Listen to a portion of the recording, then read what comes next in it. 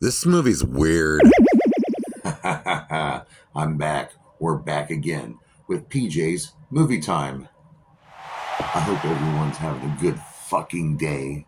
Did you drink your coffee? Did you hit the blunt? Did you work a good solid day at work? Are you ready to fuck shit up? Good. You should watch yourself this video right now. I'm going to review another movie. Last week I gave you 5 David Lynch movies to choose from. Eraserhead, Wild at Heart, Lost Highway. Oh, that movie's fucking crazy. I'm not gonna lie. Mulholland Drive and Blue Velvet. All 5 of these movies are awesome. They're David Lynch movies, and you guys voted. The winner is Eraserhead. Yes, Eraserhead from 1977. And let me tell you a little bit about David Lynch. I can't. These are only 10-minute long videos. I could do a 2-hour long video about David Lynch, but he's a famous director who's known for doing very surreal, very dreamlike work, very artsy style. He also produced the show Twin Peaks and the 5 films I just announced. And a lot of these films, there are a lot of observer interpretation, if you will. Whatever you pick up from the film, what do you think it means? Because a lot of these are, like I said, are dreamlike, and by the end of some of these movies, you're like, what the hell did I just watch? And some of them could be disturbing, some of them could be a little spiritual, and some of them just downright, artsy. And he is also a painter and a musician. He started off as a painter. He ended up going to Philadelphia Academy Arts, I believe, and he wanted to become a film director. And he also became part of the American Film Institute.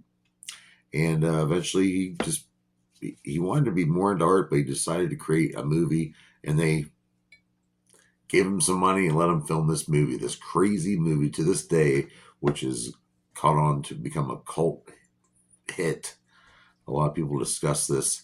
I mean, so many, message boards talking about this. There's a million YouTube videos out there. I got some of this information from, of course, Wikipedia and Minty's Comedic Arts. Love you, Minty. Love you very much. And let's get into this. Eraserhead from 1977 is written and directed by David Lynch.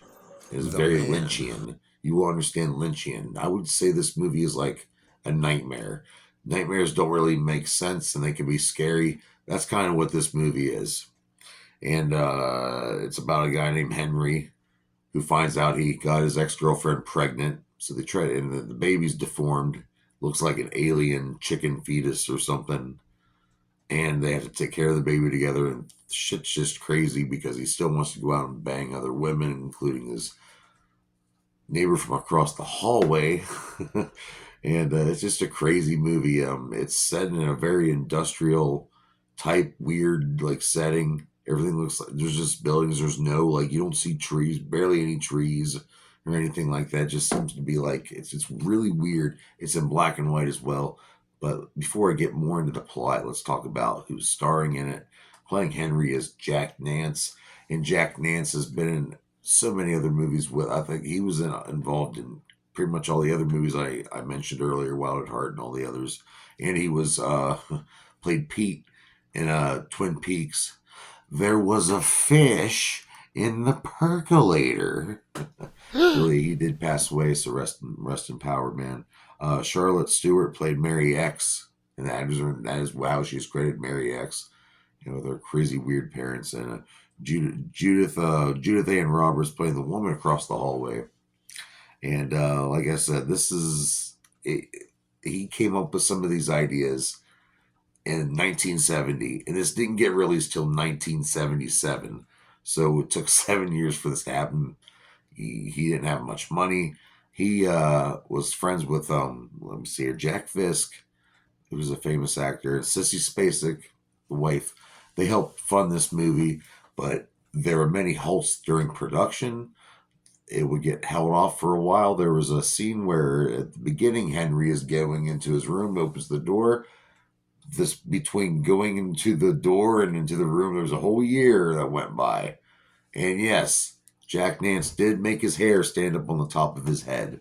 and he's got this weird plant growing in his room. He has a radiator in his room, and he sees this. He has this like daydream about this little lady with poofed up cheeks singing about stuff and going to heaven, and it's weird. And he finds out that he's got his girlfriend pregnant. He goes over to have dinner, and they're eating this chicken, and he finds out that the baby's like deformed, and it looks kind of like Insane E right here. I'll show a picture. It looks a little bit like that, and there's a lot of sperm references, um, and they try to raise the baby. And he wants to bang the chick across the hallway. He's having all these weird nightmares. There's a nightmare where a kid picks up his head falls off into a puddle. It picks it up, takes it to an eraser effect, which David Lynch had a daydream, and that got put into the movie. He uses a lot of his dreams and stuff. So let's getting into like I said, the Sissy Spacek, Jack Fisk. Also, Jack Nance's wife used her job's money to help pay for this. It was shot over many years. The American Film Institute allowed him to use whatever he wanted, and he was allowed to um, create whatever he wanted. But they thought they were only getting a short film, and it turned out that he wanted to make it a 2 hour movie, but it went down to 90 minutes. But yeah, they it was more what they thought were. I bet they didn't expect it to last that long. Alan Splett spent a year making the sounds and the music for this movie, a year just working on the soundtrack, and that's pretty impressive. That's pretty crazy. Sounds very tedious.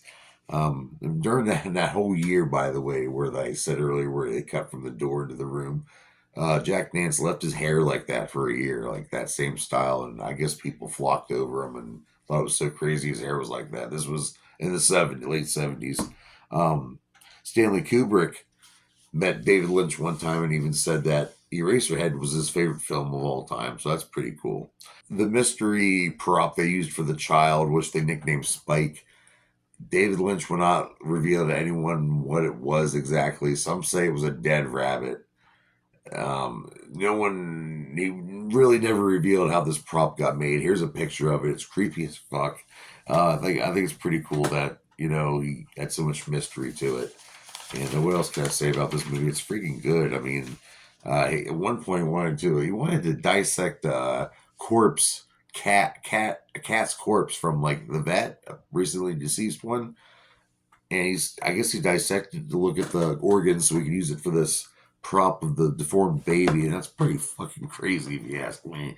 A lot of stuff. He says it's his most spiritual movie, and it, me talking about it doesn't really give it enough justice. People really need to go out and see it. Um, there's a really weird scene because he's lusting across the hallway chick, and he looks out there, and this really ugly fucking dude's making out with the girl, and it's fucking weird. It's just a lot of stuff. It deals with infidelity, coming to terms with parenthood, living in a world that's just kind of fenced in, boxed in, just not having any room to grow. I mean, but David Lynch says there's many ways you can interpret his movies. Some are right, some are wrong, but it's really up to us, the viewer. And if you want to watch Eraserhead right now, it is on Max. I would recommend you go watch it. It is weird, and it's got some really cool body horror in it. It's got some really cool dream sequences. It is it is what it is, and also it's so important. It's part of the National Movies collection there in Washington.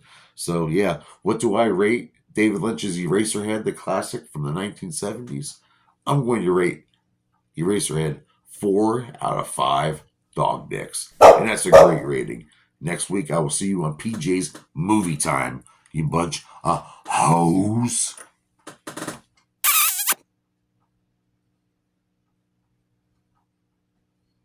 Fuck out of here now.